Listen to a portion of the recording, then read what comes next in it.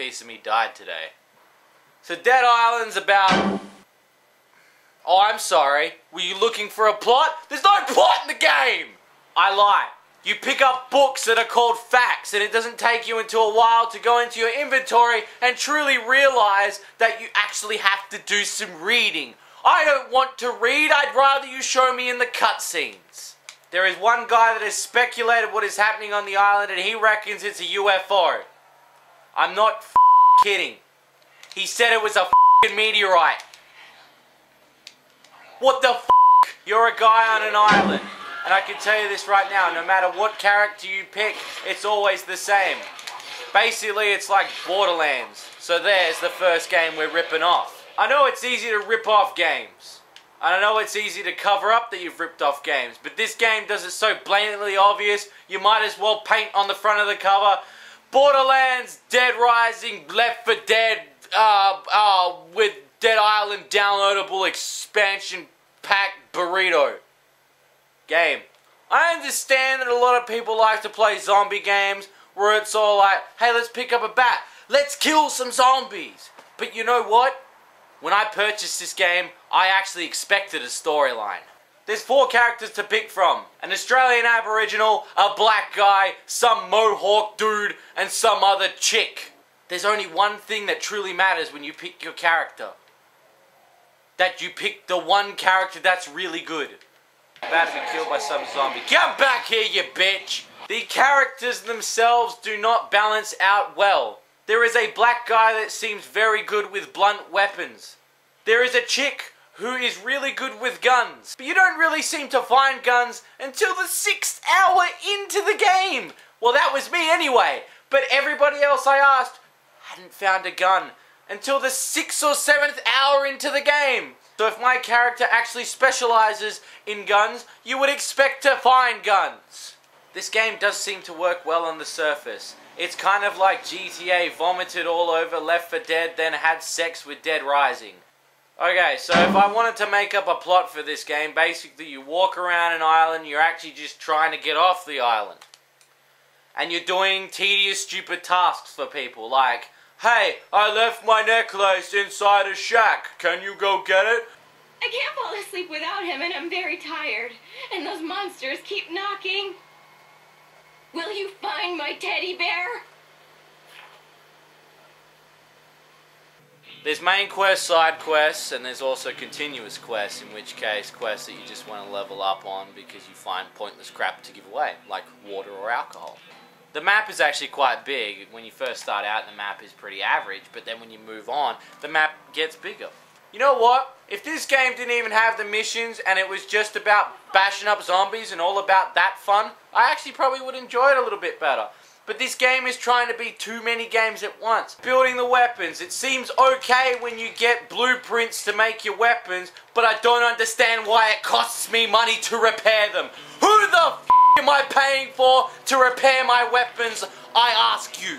I have so many rolls of duct tape in my inventory, why can't I fix my baseball bat up like that? Oh no, I have to wrap $74 around my baseball bat to use as duct tape. That's the obvious conclusion I came to. Why are all the special zombies look like Left 4 Dead zombies, but no, they didn't even change anything, they just changed the names. Boomer is now Floater. F***ing hell. The car seems like a good idea in the game, but there really isn't much room to move about. The combat and weapon system in the game seems really good too on the surface. It actually seems like you can really attack well, but the problem is this game would probably work better on a PC. And by that you would be able to actually aim properly for the head. I gotta admit, the skill tree is actually pretty good. I like the fact that there's Fury, Combat and Survival, and you can go down between each tree and pick your certain trait that you want to focus on. But there was one on there that I was kind of confused about. Why would I want to attract more enemies?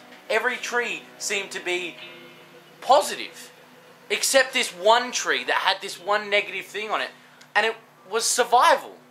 Why is attracting zombies in the survival tree? So you got a lot of inventory. You can pick up basically anything that you find. Oh wait, no you can't, because a lot of it is props and you can't pick that up. Sometimes you find alcohol that you can't even pick up. 3 things wrong with this game, and I'll tell you. Number 1, this game has no emotional attachment to it, so there's no storyline. I don't understand why I have to read those damn fact files. It's a piece of bullshit. I don't want to read nothing. This ain't no f***ing Agatha Christie book, motherfucker.